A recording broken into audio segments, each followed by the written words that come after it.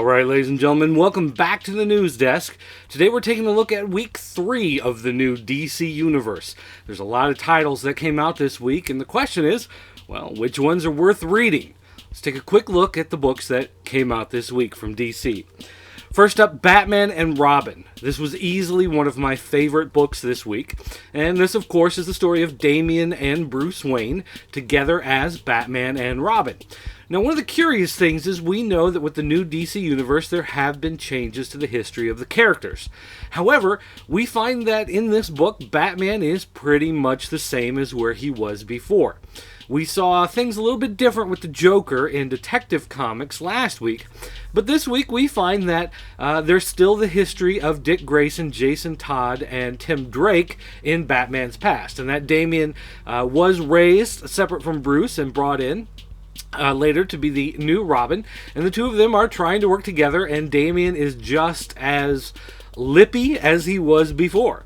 And altogether, I have to say, I really like the Damian character. I really thought he and Dick Grayson had a great Batman and Robin relationship, and now Bruce and Damian trying to work together is a lot of fun. So I really enjoyed this series, and this is definitely one I will be continuing with.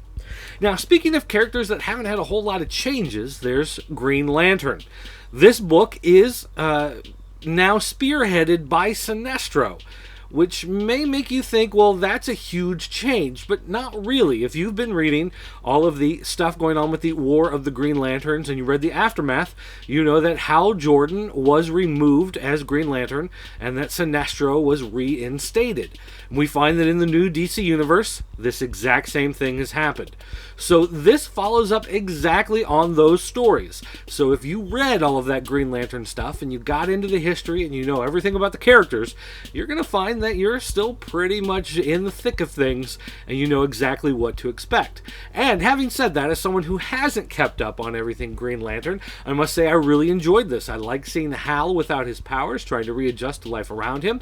And the final page does add a twist to the story that I wasn't expecting, and I'm really looking forward to see how it gets resolved.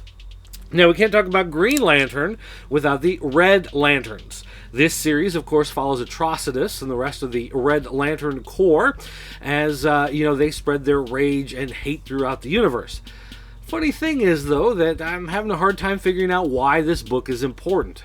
I mean, a lot of people like some of these other characters that were appearing in the Green Lantern books, but why these particular people have their own ongoing series is kind of beyond me. I'm having a hard time figuring out why exactly this series is important. So I read the first issue. I might read the second issue, but I can't really say I'll be sticking around too much after that unless something major happens that makes me say I gotta keep reading this book. Superboy. Now, this is a book that has some pretty big changes to it. His entire origin story is being reworked here. And as a matter of fact, he's about half of the old Superboy character in the original origin that you know. He's about a quarter of the Superboy that's in the new Young Justice cartoon. And then there's about another quarter of something completely new mixed in with him. You find that he still is a mix of Kryptonian and human DNA. He was worked together as a clone of Superman with the DNA of Lex Luthor, which of course he doesn't know about. And he's got some other powers beyond the powers that Superman regularly has. So he is more or less the same as he was before, but there are some neat changes in the way they're updating the character to bring him out right now. The only question is, it ends with the Teen Titans appearing in a vision or a dream or whatever, and you're not really quite sure how it's all going to tie together. And I have to admit that Teen Titans is a book that really didn't make me too excited to look for the changes they're doing to the Teen Titans. So we'll just kind of have to see how this one plays out. Now, one book I didn't really expect to like, and I found myself liking quite a bit, was Suicide Squad. Now, you might be asking yourself, why was I not looking forward to Suicide Squad? It was a great series before. Why would this one not measure up like that one? And the main thing was Harley Quinn. Harley Quinn was redesigned for the new DC Universe. No longer the fun jester running around with Joker. She's more of that vixen character. And a lot of people were upset with that change. And I have to say, it just seemed like change for change's sake. However, this new Suicide Squad book is brutal. There's a lot of stuff going on in the first few pages that I really didn't expect to see from a DC Comics mainstream book. And by the time we got to the end, I was sold. Amanda Waller is a complete badass as usual, and I'm incredibly happy with everything about this first issue. This is a series I will be sticking with. Another book that I really didn't expect anything at all from, and really found myself enjoying, was Frankenstein, Agent of Shade. Now, I should have known better. It's written by Jeff Lemire, who writes Sweet Tooth, and both are incredible series. But Shade is the superhuman advanced defense executive, and basically, it's this superhuman policing organization that Frankenstein is somehow a member of. And basically, all the members of this organization are these quirky, weird character types. If you haven't seen Trancers 2, there is has to obviously be a reference to that movie in this book with one of the characters, that's extra bonus points as far as I'm concerned. But this was a really fun book. Massive battles, creepy monsters, basically the whole gamut of the DC universe is represented here. Again, a lot of fun, really enjoyable. Another book that I really enjoyed that I wasn't expecting much out of was Deathstroke. And one of the main problems I've had with Deathstroke is he always seemed like a one-note character. He's a guy who's too smart and too powerful to fail, yet somehow they always find a way to ruin his plans. Well, here we find him as a completely different type of character. He's an over-the-hill mercenary. People think he just doesn't have it anymore, and he's being used for more, I don't want to say menial tasks, but the underworld doesn't have the same confidence in him they used to. And he's got to reprove himself and go out there and basically rebrand himself. And it really reminded me a lot of the book Red. Or if maybe you saw the movie with Bruce Willis, Red. Regardless, there's a lot of that feeling in this book, except for a guy who is a mercenary killer and not a secret agent working on the side of good. So, a lot of fun, again. A book I really enjoyed, and one that I definitely, again, will be sticking with.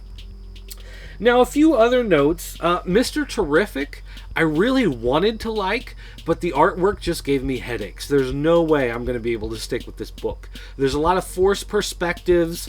A lot of times the way the characters are drawn, it's like they're in kind of mid-motion in these really unnatural poses. Your eye is drawn to all the wrong places. It's just all over the place.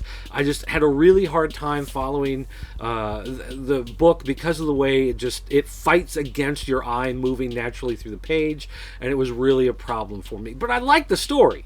So maybe, in a few months, some of the books get canceled. They can move some artists around. Maybe on the second arc, I'll give Mr. Terrific another try.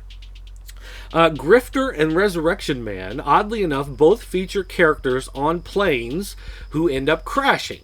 Now, in Resurrection Man, the whole plane crashes. In Grifter, he ends up being thrown out of the plane and crashing. But regardless, it was just kind of funny that both books in the same week had very similar type things happening in them. Now, Grifter, my problem with, I'm not familiar with the character. I didn't read a lot of Wildstorm, so for me, the book just didn't make a whole lot of sense. And I don't know if it's supposed to, or if I'm supposed to be clueless. But the problem is, I kind of got the feeling like I should have a better idea of what's going on, and I just didn't. And it really didn't make it an enjoyable read. Resurrection Man, though, on the other hand, I did find enjoyable. It was a pretty interesting story. It's a guy who cannot die, or I guess, better yet, he can die. He just comes back to life. And these agents of death, these angelic-looking demons, for lack of a better term, are basically trying to off him once and for all in order to, make him actually die and stop cheating death. And how this is actually all going to play out, how this is going to work into other stories, how they can keep this fresh and interesting for the long term, I don't know. But I'm at least sold on this first issue. I'll be checking it out for the next couple issues, and we'll just have to see how it plays out. But so far, I have to say that Frankenstein, Agent of Shade, and Resurrection Man both have strong Vertigo-type feels to them. Now, the Vertigo universe is still ongoing. It's untouched. They can keep doing all their stuff. But as far as books in the mainstream DC that have that kind of awkward feel to them, they have that kind of deeper meaning, deeper story to it. I have to say, so far, your books are Resurrection Man and Frankenstein, Agent of Shade, which I didn't expect. So there's your wrap up for week 3. There are some other books out there, but I just didn't really feel like they were worth talking about. They were books that Legion, Batwoman, Demon Knights, they're just not that good. So those are all books that I'm completely passing on. But thanks for watching, everybody, and stay tuned here to popculturenetwork.com. We'll be having more news desk updates throughout the week. Don't forget to check out some of our other shows like That New Toy Smell, Not Mint in Box, Radical Retro Turtle Toy Talk, Comic Nation TV, and all the other great things we have for you available. Also columns such as the Comics Corner and things like that for more comic reviews at ineedcomics.com, which is also part of Pop Culture Network. Don't forget to check out the forums. Let us know what you think of some of the new DC books, and shoot me an email, dirt@popculturenetwork.com. Let me know what you thought. Thanks for watching, everybody, and I'll see you next time. Dirt, call me.